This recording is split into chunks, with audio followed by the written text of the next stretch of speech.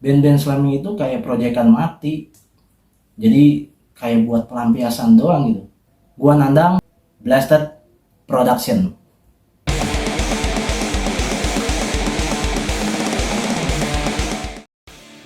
Ya sebelumnya perkenalkan, nama gua Nandang, gua drummer di Sensor Motorik.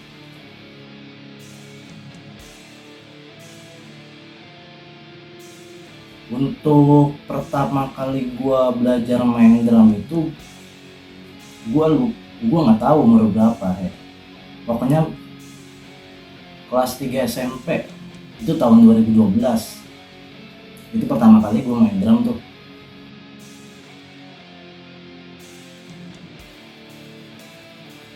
Gua belajar dari nol, gua otodidak, gua nggak kursus. Itu gue pertama kali belajar karena juga diajak sama teman sekelas gue, diajak ngeband. Gue tertarik tuh, gue pengen belajar main drum kan, emang dari dulu gue suka ngeliat orang main drum gitu kan. Nah gue nyoba, di situ mulai belajar. Ya udah, pada akhirnya pada tahun itu juga 2012 gue mulai bikin band juga, band pertama gue. Ya jadi gue otodidak, gue nggak kursus.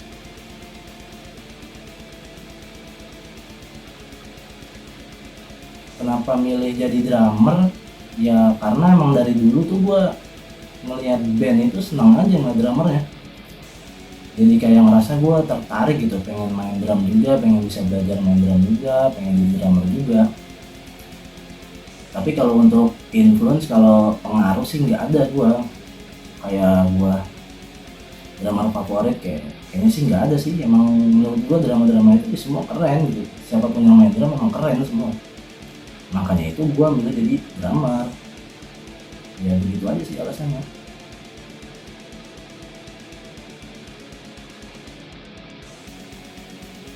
Kalau untuk genre pertama kali yang gue mainin itu metalcore sih. Ya pokoknya antara post hardcore, metalcore itu dah, antara itu genre pertama gue yang gue mainin, sama band pertama yang gue buat genrenya metalcore.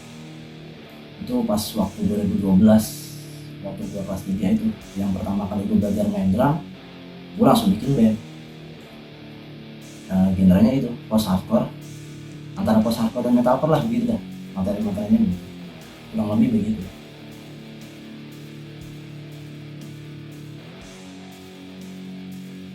Kalau untuk genre yang gue suka ini ya death metal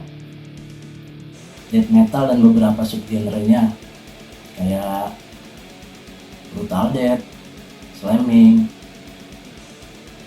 Tapi lebih prefer gue ke slamming sih. Alasannya ya nggak tahu ya, namanya selera musik kan ya. Maksudnya gue juga mengalami era-era death metal yang sebelum death metal gue yang sebelum itu metalcore kan. Makin kesana gue masa kok selera musik gue tuh makin berubah gitu. Nah akhirnya gue mentok di slamming. Ya alasannya ya gimana ya, menurut gue tuh slamming itu musik yang enjoy gitu. Ibaratnya kalau di underground itu musik slam itu ya isi listeningnya keras, kuat gitu, maksudnya berat, tapi didengarnya tuh enjoy gitu, enak buat buat dimaininnya enak, buat didengerinnya enak gitu. Jadi menurut gua musik yang enggak ngebosenin. Mungkin ada beberapa orang yang emang menilai kan emang musik slam bosen gitu. Tapi kalau menurut gua sih selama ini ya tetap sih, menurut gua nggak pernah bosan gua dengerin slam gitu. Itu sih alasannya.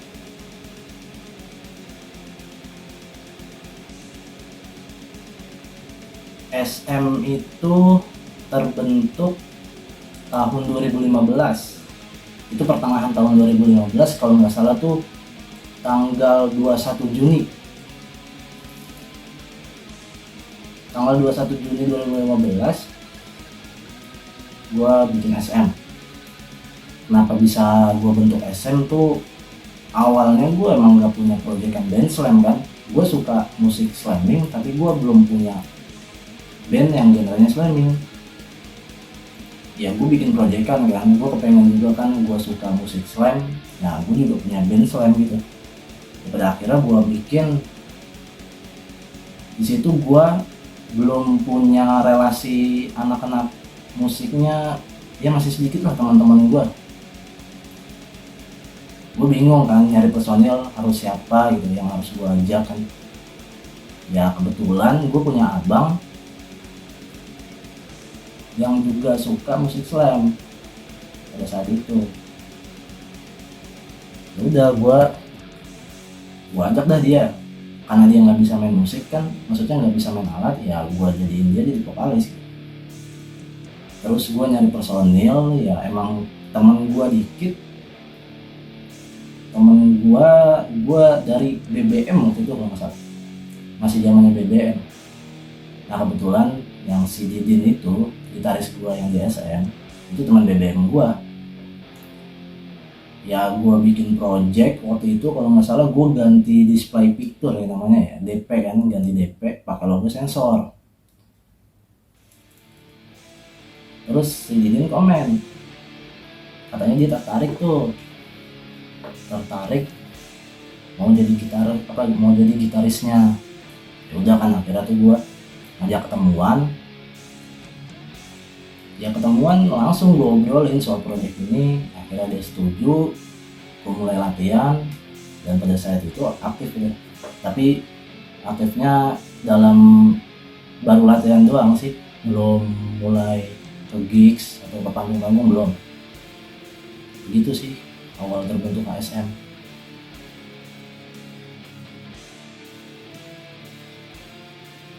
Kalau alasan gua kenapa sensor motorik gua jadiin genrenya slamming, ya itu tadi, karena gua kan suka slam dan gua belum punya band yang genrenya slamming. Maka dari itu gua bikin proyekan sensor motorik, ya genrenya slamming. Karena gua senang sama musik slam, makanya gue bikin sensor motorik itu genrenya slamming.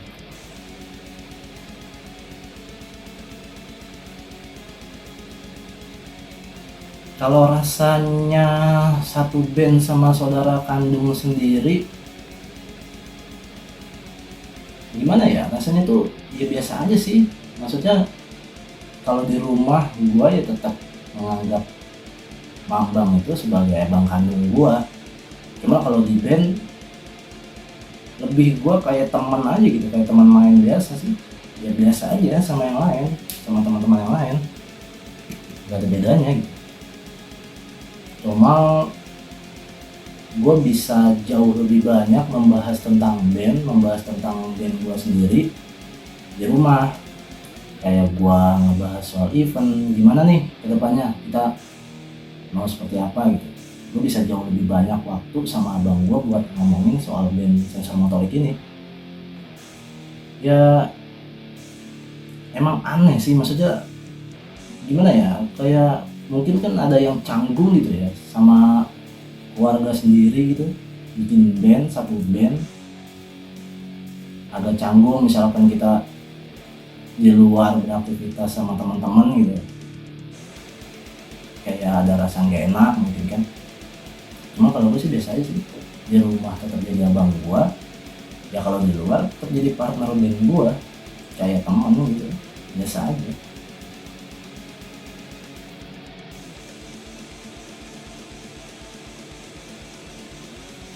Kalau untuk perbedaan pendapat sama abang gue, sama Mambang,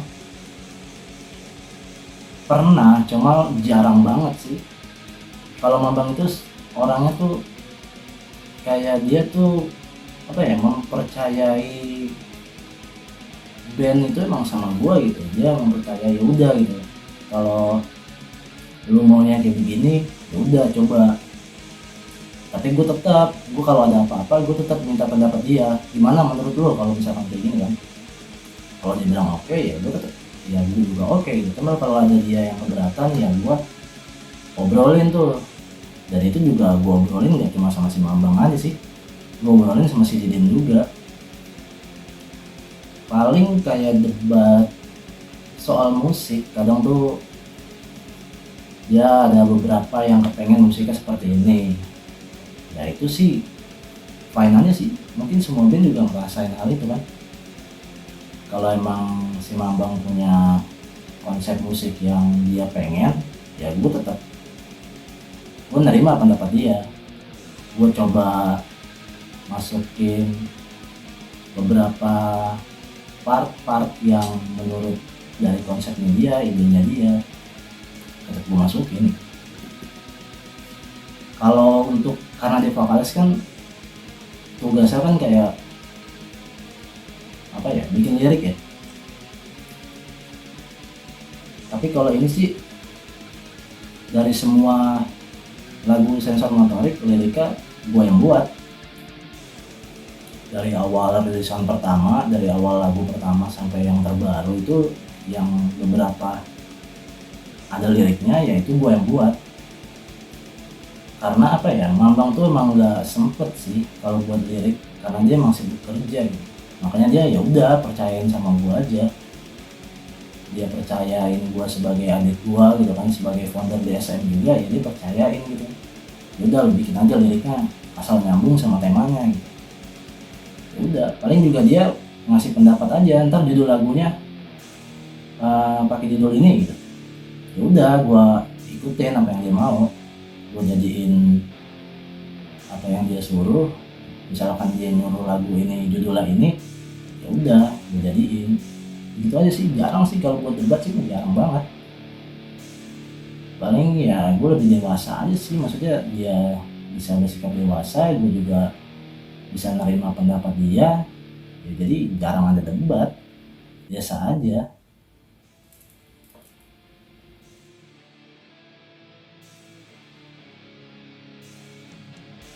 Kalau untuk album baru SM itu yang tahun kemarin,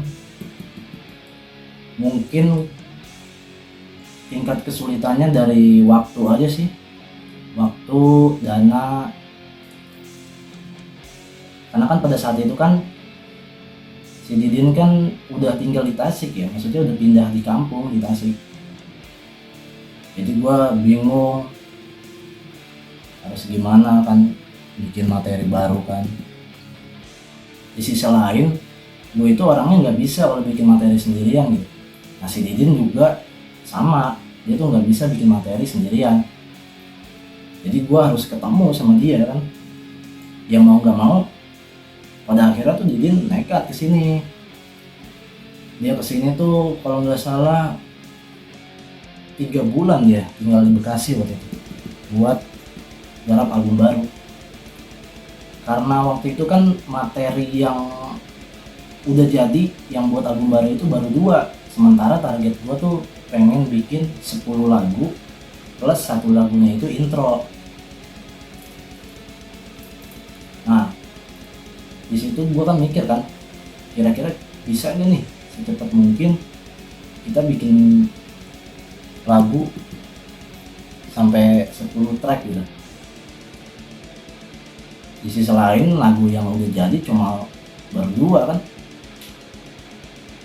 Nah habis itu tuh waktu di sini gue latihan merental studio tuh 2 jam. Nah gue tuh ngerental studio 2 jam tuh belum tentu bisa dapat 1 lagu, karena kan agak gimana ya, kalau namanya bikin materi di studio tuh kadang ada yang kurang, terus terbatas sama waktu. Nah di situ juga olok ongkos, rental studio aja 2 jam itu udah lumayan kan. Nah 2 jam itu aja juga belum tentu dapat 1 lagu. Gue bingung di situ, kesulitan soal dana juga, budget kan. Jadi juga 3 bulan di sini kan pakai ongkos gitu, buat makan, buat rokoknya dia. Mungkin di situ sih sulitnya. Tapi pada akhirnya tuh gue dibantu sama teman gue kan yang menguasai software rekaman buat bikin konsep, buat bikin gambaran tuh.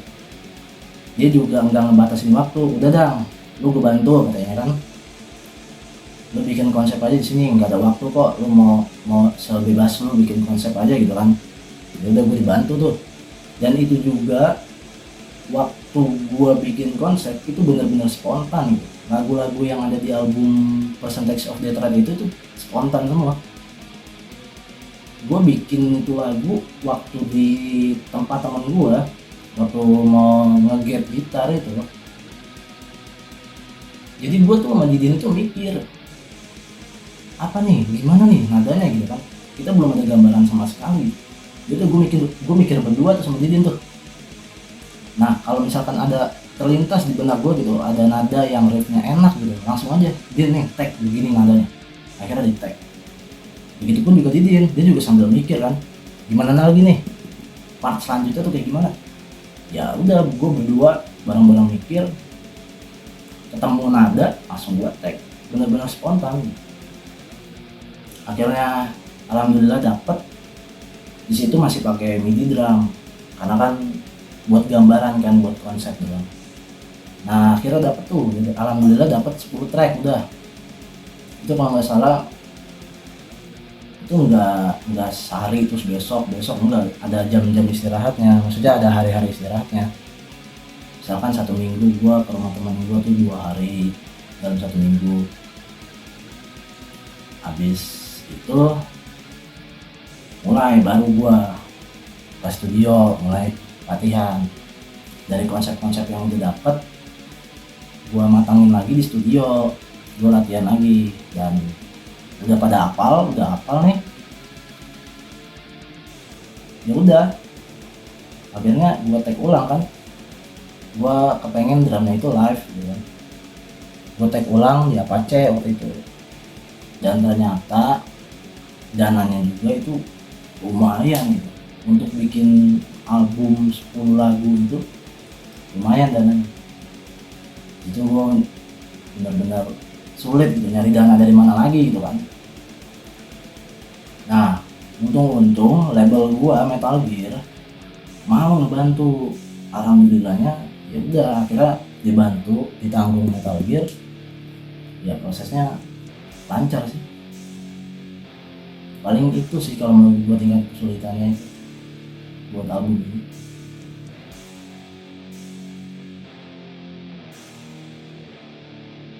Kalau untuk planning tour,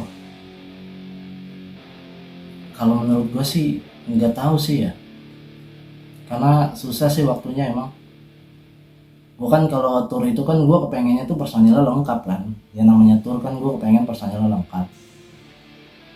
Tapi kan si Mambang itu emang nggak bisa gitu, dia tuh sibuk kerja gitu. Cutinya itu juga nggak bisa ngambil tiap per minggu, nggak bisa, harus ada jaraknya juga. Jadi menurut gua kalau buat planning itu ya belum tahu sih, kayaknya ya gua rasa sih susah ya, sulit kalau buat tour, karena di Mambangnya aja sih yang sibuk gawe.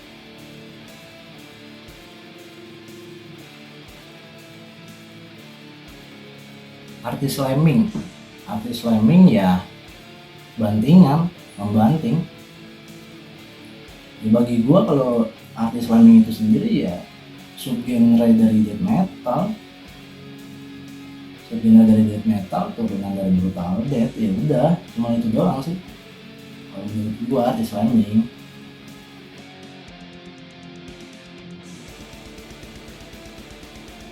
Kalau menurut pandangan gua di skena musik, khususnya di slamming, kalau menurut gua secara pribadi ya, kayaknya sih masih kurang gitu. Yang gua lihat, karena kan genre-genre death metal gitu, mereka tuh makin kesini tuh makin apa ya, makin upgrade, makin bagus gitu, makin serius gitu. Cuma kalau di slamming itu sendiri masih kurang, karena yang gue lihat band-band slamming itu kayak proyekan mati. Jadi kayak buat pelampiasan doang gitu, kayak orang bosen main genre di bandnya, akhirnya dibikin proyekan slamming, ngerilis promo, setelah itu bubar. Muncul lagi band baru, ngerilis promo, setelah itu bubar. Yang gue lihat sih gitu sih. Jadi ya menurut pandangan gue pribadi ya, band-band slamming di Indonesia itu ya masih kurang gitu, dibanding band-band death metal yang lainnya gitu. Karena ya itu tadi, kayak ibarat proyekan mati gitu.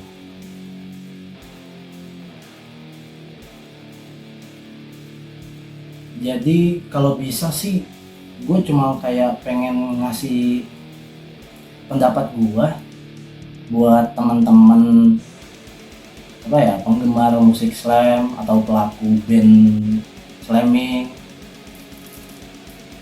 support terus deh, support terus band-band slamming Indo ya. Gue sama lu gitu, maksudnya kita tuh sama-sama gitu, sama-sama di musik, nggak usah kita kotak-kotakin gitu, sama-sama genre death metal ya udah gitu. Kayak apa sih, nggak usah yang namanya lu tuh pakai baju slamming luar lebih keren dibanding slamming lokal, enggak gitu, sama aja gitu.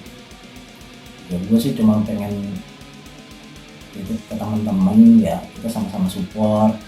Terus buat pelaku band slamming ya, kita ayo sama-sama apa ya, sama-sama ngebangun gitu.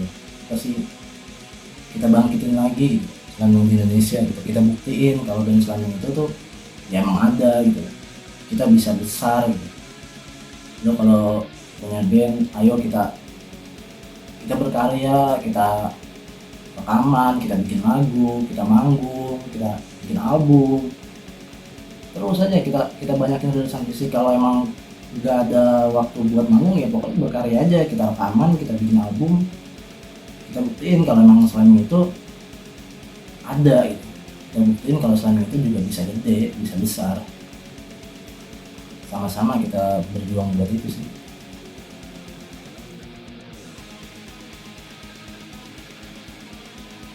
Harapan gua untuk skena musik di Indonesia ya semoga tuh makin maju, makin gampang perizinan buat menyelenggarakan acara musik, makin banyak teman-teman nyadar betapa pentingnya tuh membeli rilisan fisik. Karena kan rilisan fisik itu langsung bentuk karya langsung dari si band itu. Ya harapan gue cuma itu sih, mau itu genre apapun termasuk slamming ya pokoknya support terus. Semoga makin maju skena kita, makin dipermudah setiap menyelenggarakan event, dan makin bersatu. Kita buktiin kalau band-band Indonesia itu tuh setara sama band-band luar. Oke, gua akhirin. Gua Nandang dan terima kasih buat Blasted Production. Salam metal.